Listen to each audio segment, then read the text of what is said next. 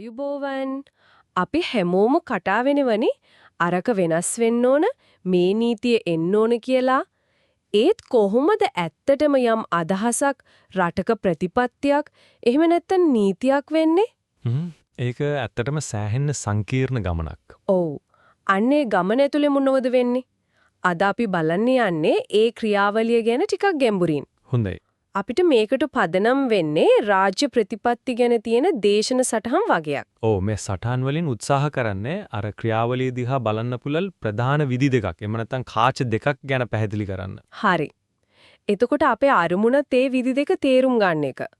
පළවෙනි එක මොකක්ද? පළවෙනි එක තමයි ඩේවිඩ් ඊස්ටන් කියන කෙනාගේ පද්ධති ආකෘතිය, සිස්ටම් මොඩල් එක. පද්ධති ආකෘතිය.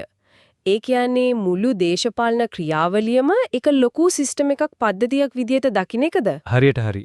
මෙහෙම හිතන්නකෝ. එක මැෂින් එකක් වගේ සමාජයෙන් එන එක ඉල්ලීම් බලපෑම් තියෙනවනේ.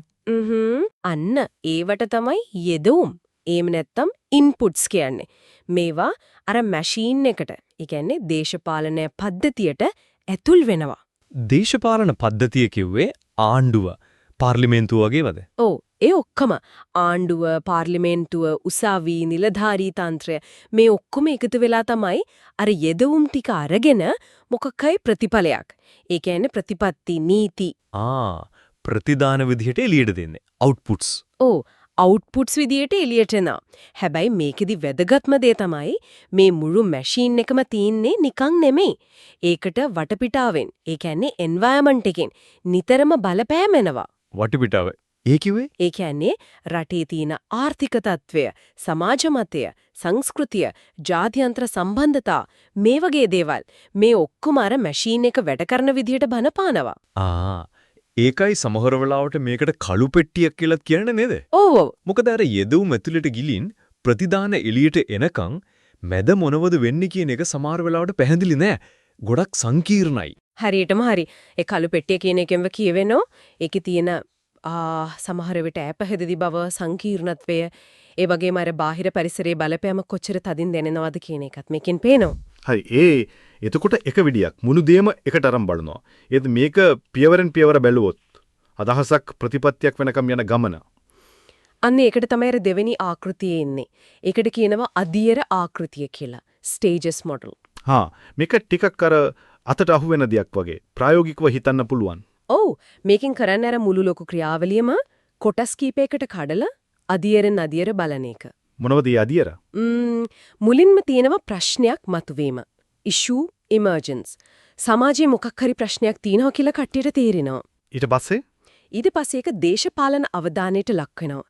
න්‍යාය පත්‍ර සැකසීම, agenda setting කියන එකට. හැම ප්‍රශ්නෙම න්‍යාය පත්‍රයට එන්නේ නෑනේ. ඒක ඇත්ත. සමහර ඒවා විතරයි උඩට එන්නේ. ඔව්. ඊළඟට මේ ප්‍රශ්නෙට විසඳුම් මොනවද කියලා බලනවා. විකල්ප හොයනවා. alternative selection.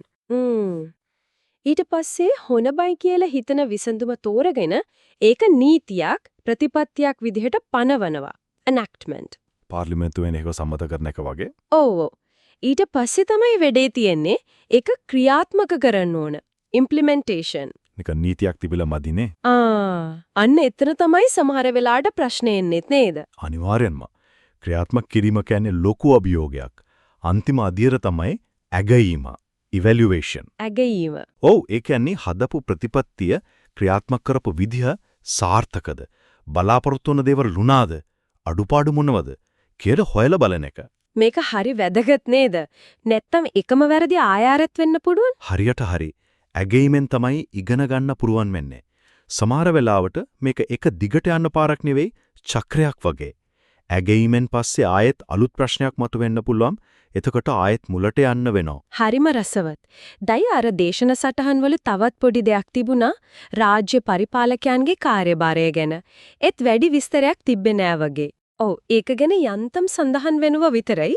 හැබැයි ඒක හරි වැදගත් කාරණයක්. එතකොට මේ රාජ්‍ය පරිපාලකයෝ කියන්නේ රජයේ නිලධාරීන් මේ ක්‍රියාවලිය කොතනටද සම්බන්ධ වෙන්නේ? දැන් අර ආකෘති දෙකටව දාලා බැලුවොත් පද්ධති ආකෘතියේදී එයාලා ඉන්නේ අර කළු පැට්ටිය තුලේ. ඔව්.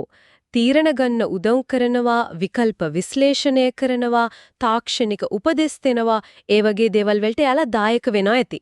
එතකොට අධීර ආකෘතිය. අධීර ආකෘතියේද නම් එයාලගේ භූමිකාව හරිම පැහැදිලි. විශේෂයෙන්ම අර ක්‍රියාත්මක කිරීමයි ඇගීමයි කියන අධීර දෙකේදී.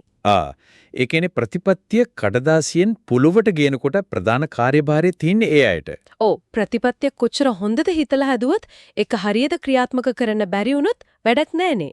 ඒක ඇත්ත. හැබැයි අර සටහන් වලේ ඒ ගැන විස්තර අඩුයි කියන එකෙන් පේනව නේද? සමහර විට ප්‍රතිපත්ති හදන අයයි ක්‍රියාත්මක කරන අයයි අතර පොඩි ગેප් එකක් තියෙන්න පුළුවන් කියලා. අන්න ඒක තමයි. ඒ සම්බන්ධය ඒ අයට තියෙන සම්පත් එයාලා මුහුණ දෙන අභියෝග ගැනත් අපි ප්‍රතිපත්ති හදද්දී හිතන්න ඕන. ඒ භූමිකාව ගැන මීට වඩා අවධානයක් යොමු වෙන්න ඕන කියන එකයි මගේ අදහස.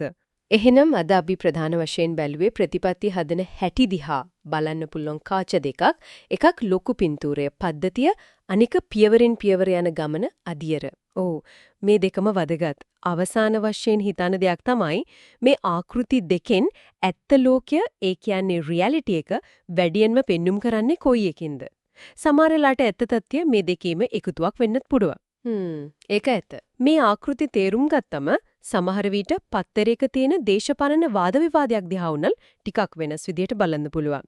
එයි මේ ප්‍රතිපත්තිය ආවේ ඒක ක්‍රියාත්මක වෙද්දි මොන වගේ ප්‍රශ්නෙන්න පුළුවන්ද? කොතනටද බලපෑම් කරන්න පුළුවන්? වගේ දේවල් ගැන හිතන්න මේක උදව්වක්. ඊටාම වටිනා කාරණා ටිකක්. අද සාකච්ඡාව අපි මෙතනින් අවසන් කරනවා.